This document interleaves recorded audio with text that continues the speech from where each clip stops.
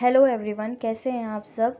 तो रात का ये छोटा सा मेरा मिनी व्लॉग है जिसमें मैं रात को जो खाना बनाई थी उसी का है।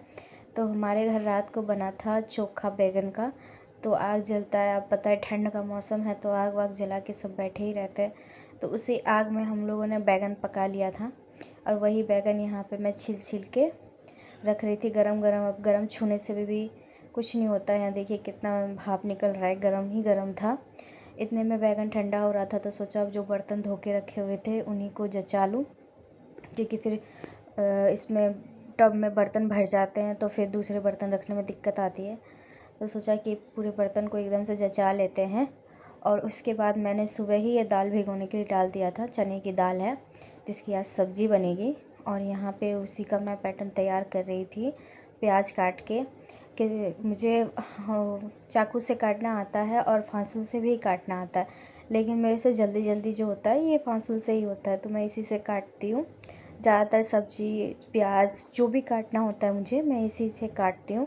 मुझे इससे सुविधा होती है, मैं जल्दी जल्दी से हाथ चल जाता है मेरा। किसी किसी को नहीं आता है, चाकू से ही आता है। मैं चाकू से भी काट लेती हूँ और इससे भी काट लेती हूँ, तो मेरा काम दोनों से हो जाता है, मुझे कोई दिक्कत नहीं होती। और प्याज बहुत वो था तो आँख में लग रहा था और यहाँ पे तैयार हो गया। यहाँ पे मैंने अपने देवर जी को काम में लगा रखा था।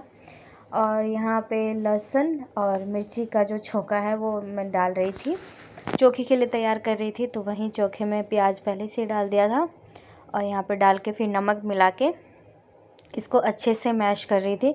दूसरी तरफ मेरे जो देवर जी उनको मैंने काम में लगा रखा था कि आलू छीलिए, क्योंकि ठंड का मौसम हो रहा था, बहुत ज़्यादा ही ठंड लग रही थी। तो उन्होंने थोड़ी हेल्प कर दी मेरी सब्ज़ी बनाने के लिए, आलू छील दिया उन्होंने मेरा। और मैं इधर फटाफट चोखे को मैश कर रही थी, मिला रही थी पूरा। उसके बाद फिर मैंने कुकर में जो ये लहसुन और मिर्ची कूट के रखा था वो, और यहाँ पे आलू और चना की दाल सब्ज़ी चढ़ा दी थी। उसके बाद फिर मैं यहाँ आटा लगाने बैठ गई थी, क्योंकि साथ ही साथ सब काम हो जाता है तो सही रहता है।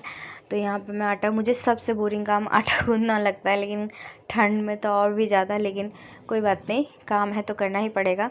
फिर यहाँ मैंने आटा लगा दिया था और मेरे देवर जी पूछ रहे थे इतना दाल ठीक है, मैंने कहा हाँ ठीक है, लगा दीजिए। उसके बाद यहाँ अच्छे से आटे को मिला रही थी, क्योंकि अच्छे जितना आटा मिलता है उतना अच्छा रोटी बनता है।